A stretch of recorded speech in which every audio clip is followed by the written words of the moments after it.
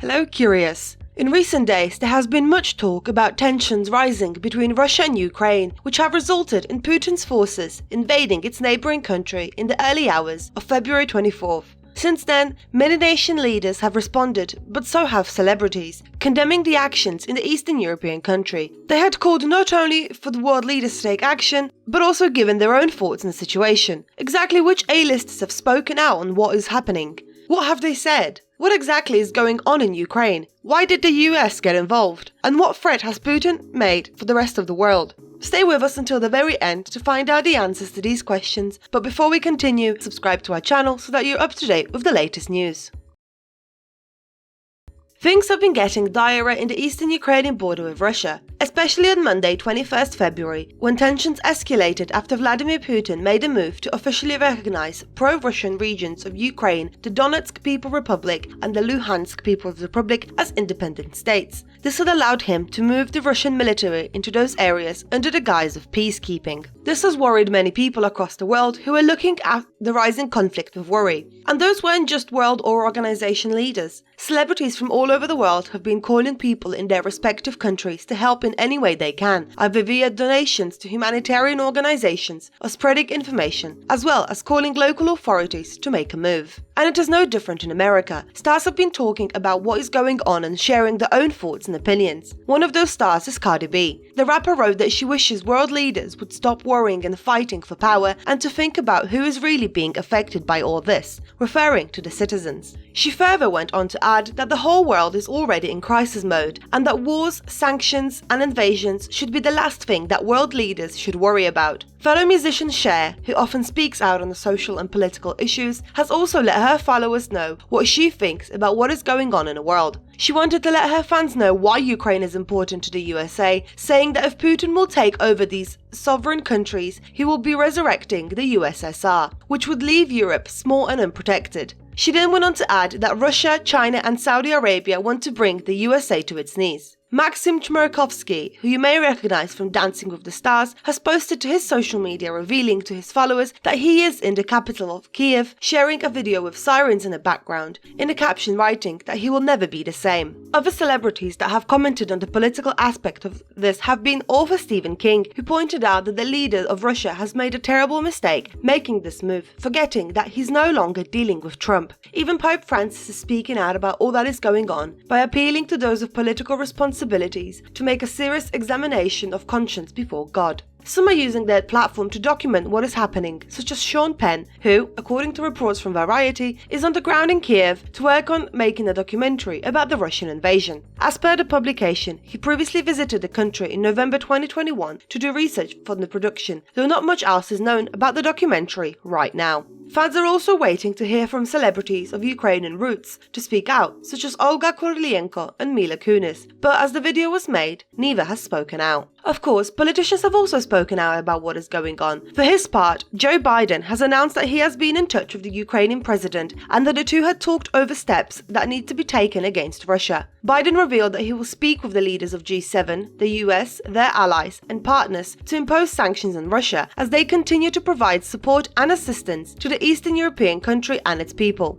Former First Lady Hillary Clinton had also commented on the matter by sharing a New York Times article about the war and shared an extract from it which criticized Putin that instead of paving greatness for his country, he invaded Ukraine, which would ensure that for the future he would be leaving his country isolated and economically crippled. And while many others were quick to condemn the actions by the Russian government, the Washington Post has reported that one person in particular has called what Putin is doing genius. And that person is none other than former President Donald Trump. As per the article, appearing on a radio show, he had said that making the two states independent was a smart and genius move because now that allows Vladimir to go in and be a peacekeeper. He further commented on this by saying, "That's the strongest peace force. We could use that on our southern border." But just what exactly happened in the Eastern European country and why? Stay with us until the end to find out. It's important to start by pointing out that Russian President Vladimir Putin does not see Ukraine as an independent nation, but rather as Soviet territory. It gained its independence from the Soviet Union 30 years ago, and in the intervening years, the nation has grown increasingly closer to the West, which came to a head in 2014. After years of complaints about corruption, protesters ousted Ukraine's pro-Russian president Viktor Yanukovych in February of that year. However, amid the chaos that followed, the Russian military forcibly annexed Crimea, a Ukrainian peninsula with strategic importance. It also initiated fighting in the Donbas region of eastern Ukraine that continues to this day, thus far ending the lives of 14,000 people. Many have reported that Russia sees Ukraine as a necessary buffer zone between their border and NATO forces, and as such, Ukraine's stated aim of joining NATO alliance is seen by Putin and others within the Russian government as a direct threat to the country's sovereignty. Already in early December 2021, US intelligence officials had determined that Russia was planning to deploy troops near Ukraine's border in preparation for a possible invasion that they believed could begin in early 2022, something that Kiev intelligence had also commented on. This was something that Russia had strongly denied at the time. In the weeks and months prior to the invasion, Putin had revealed a list of demands for security guarantees from the West and has since partly blamed his decision to attack on their eastward expansion. His other core demands were that the organization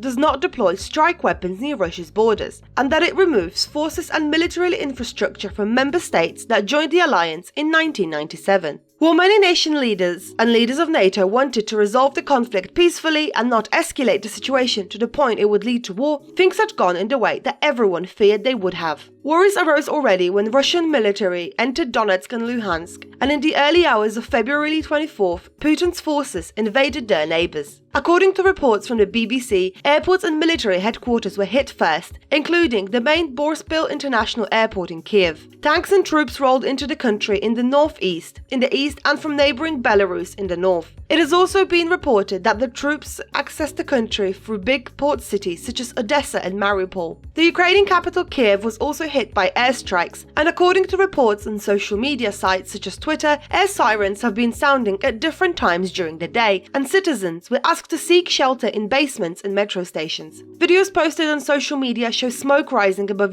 several Ukrainian cities. One of the cities affected by the airstrike has been Kharkiv, the aftermath of which has been shown in photos released by news agencies and social media. Since the start of the day, local authorities say that they have logged 203 incidents. It is also believed that at the time this video has been made, hundreds of people are believed to have lost their lives. This has prompted many Ukrainians to form queues at the supermarkets, ATMs and petrol stations in preparation for weathering the siege or attempting to flee. Neighbouring countries such as Poland and Moldova have already opened up refugee points in their cities, where they will offer shelter and medical aid, as well as food and further help to those fleeing the country. While many Western leaders are united in condemnation, they plan on working together to place tougher sanctions against Putin's regime. Biden assured the international community that Russia would be held accountable for its actions. Sanctions that have already so far been unveiled by the West include steps to take to hinder Russian banks and the wealthy from doing business abroad, and the blocking of regulatory approval for the lucrative Nord Stream 2 natural gas pipeline. But it's not just about borders and buffer zones. Ukraine is the second biggest European country, which is full of national resources, as it has the largest reserves of minerals such as titanium and uranium, as well as plenty of arable land. Right now, NATO and American troops are stationed in several European cities bordering Ukraine, which had prompted many to ask, why should the US be involved in a conflict anyway?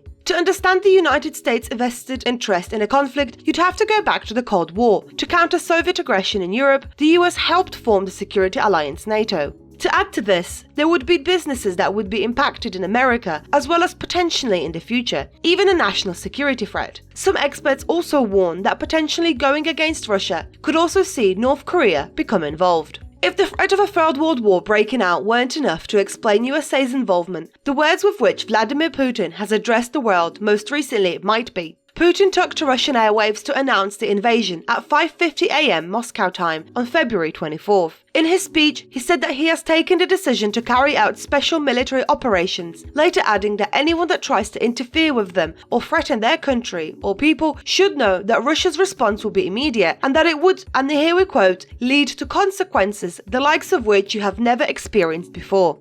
This has had many people worried with regards to what he could be referring to, especially as it was revealed that Russian troops had seized control of the Chernobyl nuclear plant, which was the site of a terrible disaster in 1986. While many are fleeing their homes and heading for either West Ukraine or neighbouring countries, the world leaders are deciding what the next best course of action will be. But what are your thoughts on the situation? What do you think the governments should do? In your opinion, will a third world war break out? And can Putin be stopped? Let us know your thoughts in the comments below, and as always, don't forget to share and subscribe to our channel. Until next time.